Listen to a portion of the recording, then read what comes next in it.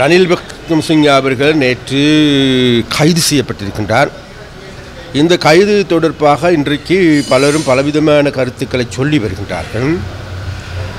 அந்த கருத்துக்களின் போது வேறு எதுமல்ல, இன்றைக்கி எங்களுடைய தேசிய மக்கள் சக்தியினுடைய அரசாங்கம் என்பது உண்மையிலேயே மக்களுடைய பணத்தை வீண்புறமாக்குவதை தடுத்து நிறுத்தி மக்களுக்கான சேவைகளை கூடுதலாக செய்து வருகின்றது.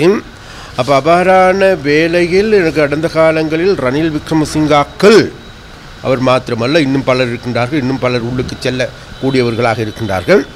அவர்கள் கடந்த காலம் என்பது உங்களுக்கு எல்லோருக்குமே தெரியும். 2022ஆம் ஆண்டு என்பது இந்த 2022ஆம் ஆண்டு ஏப்ரல் மாதம் 12ஆம் தேதி இந்த நாடு வங்குரோத்து அடைந்த நாடுன அறிவிக்கப்பட்ட நாடு. அப்போ வங்குரோத்து அடைந்த நாடுன அறிவிக்கப்பட்ட நாட்டில் தங்களுடைய அப்பனுடைய மாட்டனுடைய சொத்தென நினைத்து மக்களுடைய பணத்தை 167 லட்சம் ரூபாய் கரியாக்கி இருக்கிறார். சட்ட விரோதமாக பயன்படுத்தியிருக்கின்றார். அரச சொத்துக்களை துஷ்பிரயோகம் செய்திருக்கின்றார். அதனுடைய வெளிப்பாடாகவே இன்றைக்கு அவர் கைது செய்யப்பட்டிருக்கின்றார். கம்பி எண்ணிக்கொண்டிருக்கின்றார். அப்போ அந்த கம்பி எண்ணுவதற்கான காரணம் வேறதுமல்ல, இது நாள் வரைக்கும் இந்த நாட்டில் நினைத்து கொண்டிருந்தார்கள். இந்த நாட்டில் அரசியல்வாதிகள் என்பது உயரத்தில் இருக்கின்றவர்கள், மேட்டு குடிகள், அவர்களிடையே நெருங்க முடியாது, அவர்களுடைய அசைய முடியாது.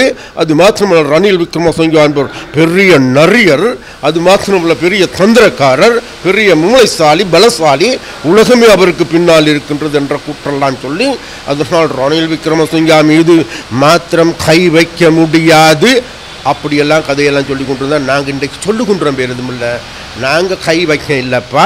இந்த நாட்டில் நீதி நிலைநாட்டப்பட்டு இருக்கின்றது. அதாவது சட்டத்திற்கு இது நாள் வரைக்கும் இந்த நாட்டில் இருந்த சட்டத்தை இந்த நாட்டில் இருக்கின்ற மேட்டு குடி அரசியல்வாதிகள் தாங்களுடைய பொக்கட்டுள் வைத்திருந்தார்கள்.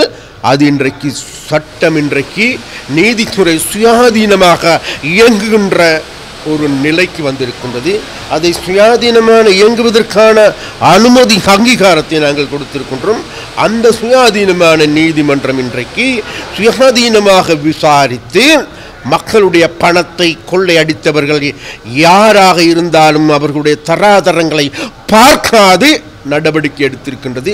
அந்த நடவடிக்கையில் ஒன்றாகவே இன்றைக்கு முழு நாட்டில் இருக்கின்ற பழைய அரசியல்வாதிகள், இந்த நாட்டில் கொள்ளையடித்தவர்கள், கொள்ளைக்காரர்கள் எல்லோருமே நடுங்குகின்ற, அச்சத்திற்குள்ளாகுகின்ற ஒரு கைதாகவே இந்த ரணில் விக்ரமசிங்கனுடைய கைது அமைந்திருக்கின்றது.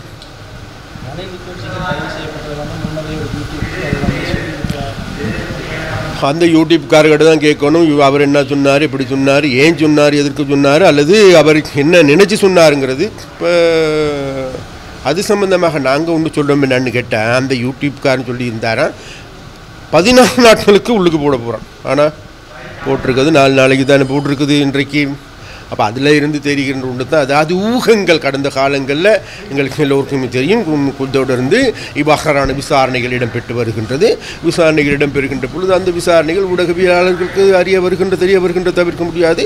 அந்த ஊகங்கள் அடிப்படையிலும் கூட சொல்லலாம், அல்லது அவருக்கு வேறு எங்கும் தகவல் கிடைச்சாண்டு எனக்கு சொல்ல தெரியாது. இருந்த போதும் கூட அது அவர்கிட்ட தான் கேட்கணும். தொடர்ச்சியாக ராஜபக்சாக்கள் அல்ல, இந்த நாட்டை மோசடி செய்த மோசடிக்காரர்கள் சட்டத்தின் முன் படிப்படியாக நாளொரு மேனி பொழுதொரு வண்ணமாக அவைகள் நிகழ்ந்து கொண்டிருக்கும் என்பதை மாத்திரம் சொல்லி வைக்கலாம். செய்திகளை உடனுக்குடன் தெரிந்து கொள்ள உடனே சப்ஸ்கிரைப் பண்ணுங்க.